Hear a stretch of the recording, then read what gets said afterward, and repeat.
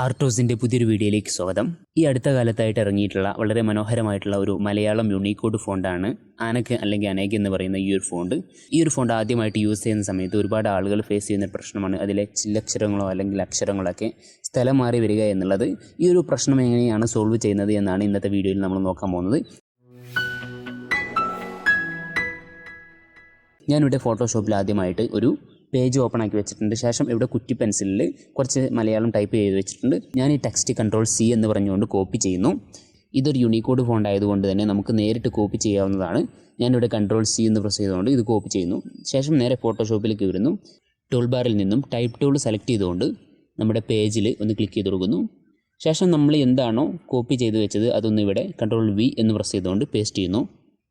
ഇപ്പോൾ നമ്മുടെ ടെക്സ്റ്റ് ഇങ്ങനെ വന്നിരിക്കുകയാണ്. ശേഷം ഞാനിതിൻ്റെ ഫോണ്ട് ഒന്ന് മാറ്റി കൊടുക്കുന്നു. ഞാനിവിടെ ആനക്ക് എന്ന് സെലക്ട് ചെയ്ത് കൊടുക്കുന്നു. ഓക്കെ, ഇപ്പോൾ നമ്മൾ ആനക്ക് എന്ന ഫോണ്ട് സെലക്ട് ചെയ്തിരിക്കുകയാണ്. ഇപ്പോൾ നിങ്ങൾക്ക് നോക്കിയാൽ കാണാൻ പറ്റും ഇതിലെ അക്ഷരങ്ങൾ പലതും അങ്ങോട്ടും ഇങ്ങോട്ടൊക്കെ മാറി കിടക്കുന്നുണ്ട്. അത് എങ്ങനെ സോൾവ് ചെയ്യാം എന്ന് നമുക്ക് നോക്കാം. അതിനുവേണ്ടി ആദ്യമായിട്ട് ഈ ടെക്സ്റ്റ് മുഴുവനായിട്ടൊന്ന് സെലക്ട് ചെയ്യുന്നു. സെലക്ട് ചെയ്ത ശേഷം കീബോർഡിൽ Ctrl+T എന്ന് പ്രസ് ചെയ്ത് കൊടുത്താൽ ഇവിടെ നമുക്ക് ക്യാരക്ടർ പാരഗ്രാഫ് എന്ന് പറഞ്ഞുകൊണ്ട് 2 ബോക്സ് ലഭിക്കുന്നതാണ്. ഇതിൽ ഈ പാരഗ്രാഫ് എന്ന ബോക്സ് ക്ലിക്ക് ചെയ്ത് കൊടുക്കുന്നു.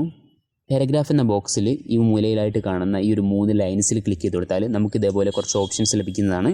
ഇതിൽ നിന്ന് ഈ താഴെ കാണുന്ന വേർഡ് റെഡി ലേഔട്ട് എന്ന് പറയുന്ന ഈ ഒരു ബട്ടണിൽ ക്ലിക്ക് ചെയ്ത് കൊടുത്താൽ നമ്മുടെ അക്ഷരങ്ങൾ കറക്റ്റ് രൂപത്തിലേക്ക് മാറുന്നതാണ്. നിങ്ങൾക്ക് നോക്കിയാൽ കാണാൻ പറ്റും. ഞാനിവിടെ വേർഡ് റെഡി ലേഔട്ട് എന്ന് സെലക്ട് ചെയ്യാൻ പോവാണ്. ഓക്കെ, നമ്മുടെ അക്ഷരങ്ങൾ കറക്റ്റ് രൂപത്തിലേക്ക് തന്നെ മാറിയിരിക്കുകയാണ്. ഇപ്പോൾ നിങ്ങൾക്ക് നമ്മുടെ ടെക്സ്റ്റ് ഒന്ന് വായിച്ച് നോക്കിയാൽ കാണാൻ പറ്റും. വളരെ കറക്റ്റായിട്ട് തന്നെ വന്നിരിക്കുകയാണ്. ഈ ഒരു പ്രശ്നം നമുക്ക് ഇത്ര സിമ്പിളായിട്ട് തന്നെ സോൾവ് ചെയ്യാവുന്നതാണ്. അപ്പോൾ ഈ ഒരു വീഡിയോ എല്ലാവർക്കും യൂസ്ഫുൾ ആയിരിക്കും വിചാരിക്കുന്നു. ഇതുപോലെ ഡിസൈൻ സംബന്ധമായ ടിപ്സുകളും അപ്ഡേഷൻസും ഒക്കെ ലഭിക്കുന്നതിന് വേണ്ടി ചാനൽ ഇപ്പോൾ തന്നെ സബ്സ്ക്രൈബ് ചെയ്യുക, സപ്പോർട്ട് ചെയ്യുക. മറ്റൊരു വീഡിയോ കാണുന്നതുവരെ ഗുഡ് ബൈ.